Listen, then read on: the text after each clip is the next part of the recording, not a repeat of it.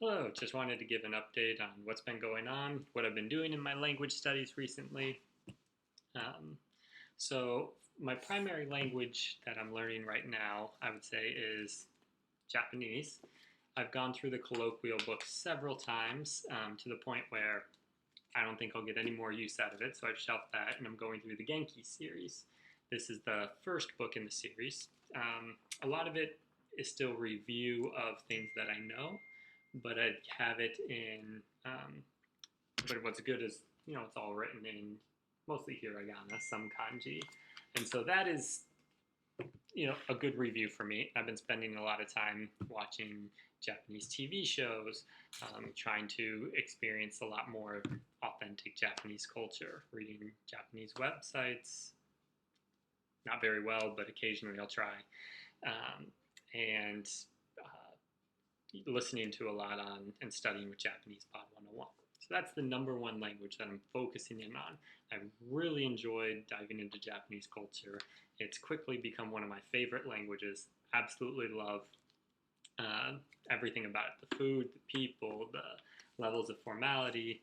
Um, I just think it's a beautiful language. After that, Mandarin I've always been studying for more practical reasons. There's a lot of Mandarin speakers here in New York, and I definitely get some benefit having studied Mandarin and then studying Japanese, especially when it comes to learning kanji.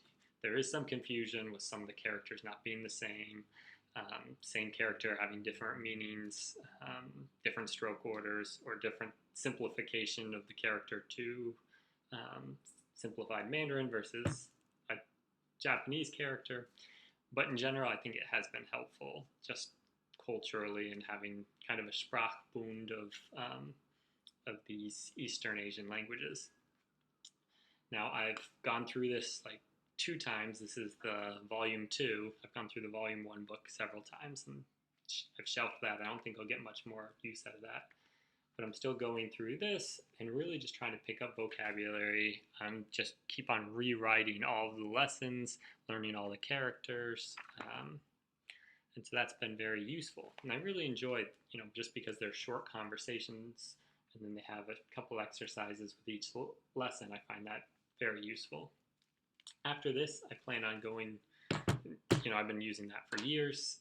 I eventually will get to the John DeFrancis book. It's a graded reader that I have in traditional Chinese characters. And I do other things, listen to podcasts and a few YouTube series in Mandarin that should try to boost that.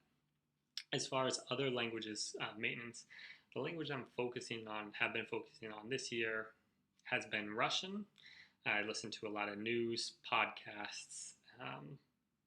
Recently, I've been downloading and listening to Echo Moskvy, but I also listen to, or read things from Sputnik to get a different perspective of Russian politics. I also just read novels like I'm reading Metro 2033 in Russian. I've read several detective novels and one listening to on tape by Boris Akunin, which are stories about one detective Fandorin, which is kind of like a Sherlock Holmes-ish Russian take. And so while it's very difficult for me to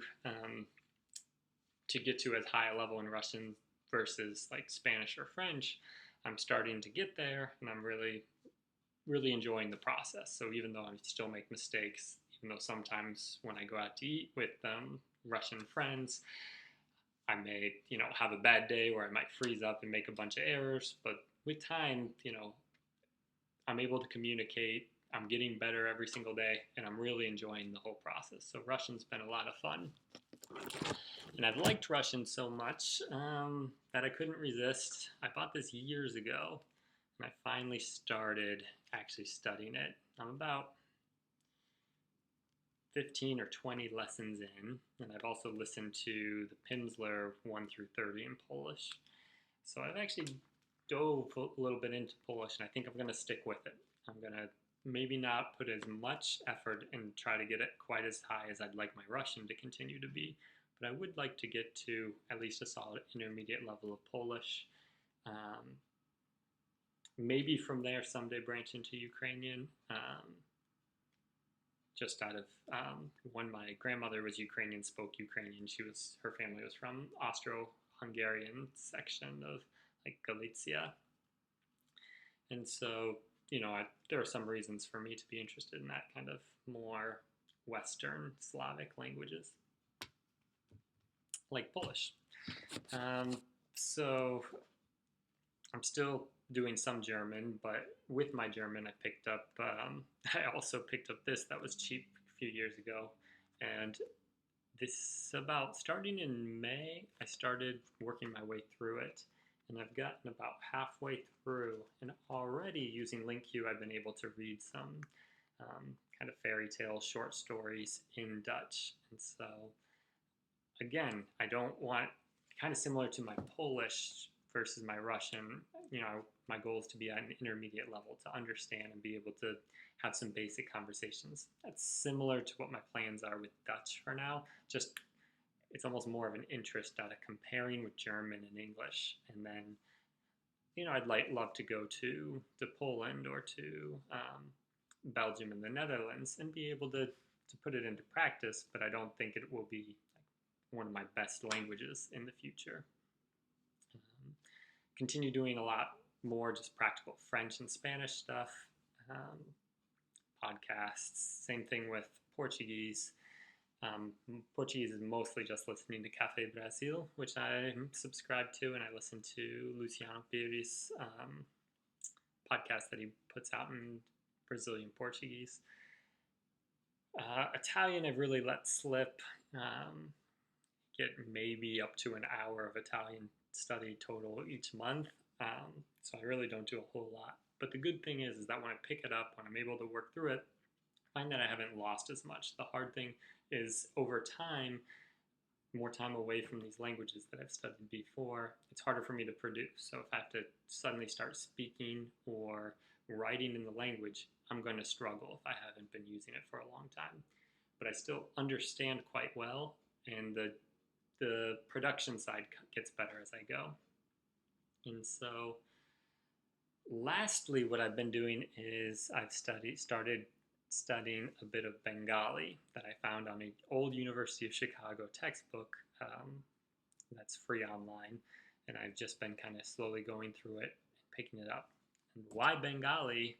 It's largely because I haven't really studied anything from any Indian languages, and it being such a large part of the world, I thought, I'd like to study one. And with most people here that are, at least in New York around me, are Bengali speaking. I actually haven't met any Hindi or Urdu speakers there, but there's a huge number of Bengali speakers here in New York that I've met. And so that was the reason to want to at least know a little bit and be able to make some small talk and learn more about the language, the structure, the alphabet. And so I'm having a lot of fun with that right now. And long-term plans, what I'd love to do is kind of take that and eventually start to move west with my studies. So from Bengali being the easternmost Indo-European language, after that maybe try to study a little bit of Hindi, Urdu, branch into Persian, then maybe try to dive back into Arabic. And from Arabic, that might open up a little bit into Africa. So Arabic having a large area in Africa, but also Hausa is a Chadic language, but still in the Afro-Asiatic language family that Arabic is part of. And then also could branch into the Niger-Congo language family with Swahili having lots of loan words from Arabic and being a Bantu language. And so my 30-40 year plan is kind of like that, where while I want to keep focusing on these languages that I've studied and want to get better and better, I also hope to eventually branch into different geographical areas, learn more about new areas of the world, and study lots of new languages. So let me know if you have any questions or if you have any topics or want to hear anything in any language. I'd be happy. I'd love to try to start making more videos more frequently.